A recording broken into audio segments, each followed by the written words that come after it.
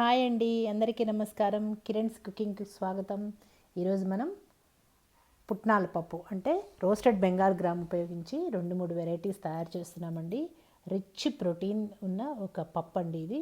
దీంతో మనం ఈరోజు ఇన్స్టెంట్ చట్నీ పౌడర్ ఒక కర్రీ సొరకాయను ఉపయోగించి కూర ఎలా తయారు చేయాలో చూద్దామండి. ముందుగా ఇన్స్టెంట్ చట్నీ పౌడర్ చూద్దాం.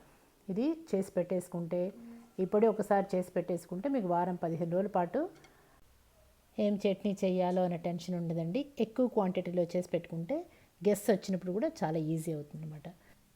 దీనికి ముందుగా 1 కప్పు వేరుశనగపప్పు తీసుకొని డ్రై రోస్ట్ చేసి పెట్టుకోవాలండి. అది కొద్దిగా వేగిన తర్వాత ఒక చిన్న ఎండు కొబ్బరి కూడా చిన్న ముక్కలు తరిగి వేసేసి, ఒక కప్పు వేరుశనగపప్పు తీసుకున్నాం కదా, 1/2 కప్పు మనం చెప్పుకున్న బెంగాల్ గ్రామ్ వేసేసి, అంటే మన పుట్నాల పప్పు వేసేసి, ఒక 10 నుంచి 15 ఎండుమిరపకాయలు మీరు తినే కారాన్ని బట్టి వేసి, ఇష్టమైన వాళ్ళు గార్లిక్ కూడా వేసుకొని డ్రై రోస్ట్ చేసుకోవాలండి. ఒక 5 నుంచి 6-7 నిమిషాల వరకు జస్ట్ గ్యాస్ సిమ్లో పెట్టుకొని డ్రై రోస్ట్ చేసుకోండి. అవి చక్కగా వేగిన తర్వాత దాంట్లో ఉన్న పచ్చి అంతా పోతుందండి. అది తీసి పక్కన పెట్టేసుకొని దాంట్లోనే కొద్దిగా కరివేపాకు తీసి పెట్టుకొని అదే ప్యాన్లో కొద్దిగా కరివేపాకు వేసేసుకొని అది కూడా డ్రై రోస్ట్ చేసుకోవాలి. బాగా ఇలా చేత్తో అంటే పటపట విరుగుతుందండి. బాగా చక్కగా రోస్ట్ అవుతుందన్నమాట. ఆ స్టేజ్ వరకు వేయించుకొని తీసి పెట్టుకోవాలి. ఇవన్నీ బాగా చల్లారనిచ్చి పొడి కొట్టుకోవాలండి. చూసారా, అలా మెత్తగా అంటే చక్కగా బాగా మంచి సౌండ్ వస్తుంటుంది. అలా చక్కగా పొడి అయిపోతుంది కదా, ఆ స్టేజ్ వరకు వేయించాలండి. వేయించి అన్నీ తీసి చల్లారనిచ్చుకుందాం. చల్లారనిచ్చిన తర్వాత మిక్సీ జార్లో వేసి పొడి చేసుకుందాం అన్నమాట. దాంట్లోకి తిరగమాత కూడా వేసుకుంటున్నామండి. ఒక 2 స్పూన్ల నూనె తీసుకొని, చిన్న కడాయి ఉంటుంది కదా తిరగమాతది, అది గ్యాస్ వెలిగించి పెట్టుకొని దాంట్లో 2 ఎండుమిరపకాయలు, కొద్దిగా జీలకర్ర, కొద్దిగా ఆవాలు, కొద్దిగా కరివేపాకు, ఇంగువ కూడా వేసి దాన్ని కూడా చల్లారనిద్దాం. ఈ లోపల మనం వేసుకున్న పప్పులన్నీ మిక్సీకి వేసి, ఇష్టమైన వాళ్ళు బాగా మెత్తగా పొడి చేసుకోండి, లేదా కొద్దిగా లైట్ కోర్స్ ఉంటే కూడా బాగుంటుందండి. అది తీసుకొని వేరే బౌల్లో వేసేసుకొని దానికి రుచికి సరిపడ ఉప్పు వేసి, మనం వేసి పెట్టుకునే తిరగమాత దాంట్లో వేసి బాగా కలిపేసేసి, బాగా చల్లగా అయిన తర్వాత ఎయిర్ టైట్ కంటైనర్లో, గ్లాస్ కంటైనర్ అయితే మరీ బెటర్ అండి, వేసి పెట్టేసుకుంటే మీరు గెస్ట్లు వచ్చారనుకున్నప్పుడు అలా ఊరికనే వేసేసుకొని పెరుగులో కానీ వాటర్లో కానీ కలిపేసి ఇడ్లీతో, దోసతో, చపాతీతో, పూరీతో వేటితో అయినా సర్వ్ చేయొచ్చండి. పెరుగులో అయితే కూడా చాలా టేస్ట్ ఉంటుందండి. జస్ట్ వాటర్ పోసి మిక్స్ చేసేసుకొని tiffin చేసేయడమే.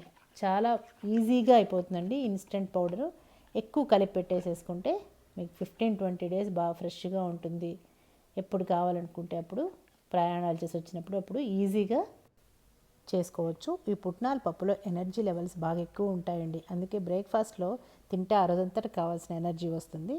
Diabetic, BP, digestive problems ఉన్న వాళ్ళకి చాలా మంచి ఆహారం అండి. ఇదే పప్పును ఉపయోగించి నేను ఇప్పుడు సొరకాయ కూర తయారు చేస్తున్నాను అండి.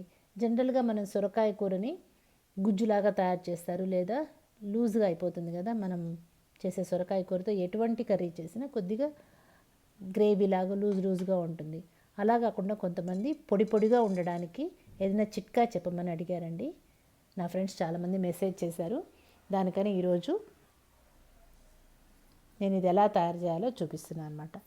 మామూలుగా ఒక 2 స్పూన్లు నూనె తీసుకొని ఒక అడుగు మందంగా ఉన్న కడాయి వేసి పెట్టుకొని దాంట్లో వేసేది కాగిన తర్వాత మామూలు తిరగమాత, శనగపప్పు, ఆవాలు, జీలకర్ర, కొద్దిగా పచ్చిమిరపకాయలు, కరివేపాకు వేసి అవన్నీ బాగా చిటపట్లాడాయి, బాగా వేగాయి అనుకున్నప్పుడు సన్నగా తరిగి పెట్టుకున్న సొరకాయ వేసేసి, కొద్దిగా ఉప్పు కూడా వేసేసి దాన్ని బాగా కలిపి పెట్టేసేసి మూత పెట్టి మగ్గనివ్వండి. 2-3 నిమిషాలు మగ్గే లోపల, ఇది వాటరీ వెజిటబుల్ కదండి, త్వరగా ఉడికిపోతుంది. క్యాలరీస్ చాలా తక్కువ ఉండే వెజిటబుల్ అండి. ఇది వాడుకోవడం చాలా అవసరం అనమాట. చాలామంది పొడి పొడిగా కావాలి కూరని చారులో అలా నంచుకోవడానికి అని అడిగారు.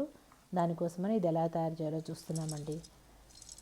అది ఉడికే లోపల ఒక జార్ తీసుకొని ఒక చిన్న ముక్క కొబ్బరి, కొద్దిగా పప్పులు, అదే మనం ఇప్పుడు చెప్పుకున్నాం కదా చట్నీ పప్పు, అది వేసేసి మిక్సీకి వేసి మెత్తటి పొడి తయారు చేసుకోండి. ఈ లోపల మన కూర ఉడికిపోయిందండి. చూసారు కదా, అది బాగా మగ్గిపోయింది అనుకున్నప్పుడు ఈ పొడి దాంట్లో వేసేసి కలిపేసి గ్యాస్ సిమ్లో పెట్టి మళ్ళీ మూత పెట్టి 2 నిమిషాలు ఉడికించండి. ఎక్కువసేపు అక్కర్లేదండి. వాటర్ వేయొద్దండి. వాటర్ వేస్తే అది ఒక రకంగా ఉడికినట్టుగా అయిపోతుంది. వాటర్ వేయొద్దు. ఇలా పొడి పొడిగా ఉండాలంటే మీరు కూర ఉడికేటప్పుడే ఒక చుక్క నీళ్ళు వేసుకోండి. ఈ పొడి వేసిన తర్వాత మాత్రం నీళ్ళు వేయొద్దు అసలు. కూర ఉడికేటప్పుడే ఒక చుక్క నీళ్ళు వేసుకొని ఉడికించుకోండి. ఈ పొడి వేసుకున్నప్పుడు మాత్రం పొడి పొడి పొడిగా కూర అలా రావాలి అంటే మాత్రం వాటర్ కలపకూడదు. చూసారా, బాగా ఉడికిపోయిందండి. ఉడికిపోయింది. కూర చాలా పొడి పొడి పొడిగా వచ్చేసింది అనమాట. మెత్తగా చక్కగా ఉడికింది కూర. మీరు ఇంకా స్పైసీగా కావాలనుకుంటే పప్పులు కొబ్బరి మిక్సీకి వేసుకున్నప్పుడు 2 పచ్చిమిరపకాయలు దాంట్లో కూడా వేసుకోవచ్చండి. పచ్చిమిరపకాయలు కానీ కొద్దిగా కారం కానీ వేసుకోవచ్చు. ఎంతో టేస్టీగా ఉండే వీటిని ట్రై చేసి నా కమెంట్ బాక్స్లో కామెంట్ చేయండి. Please like, share, subscribe.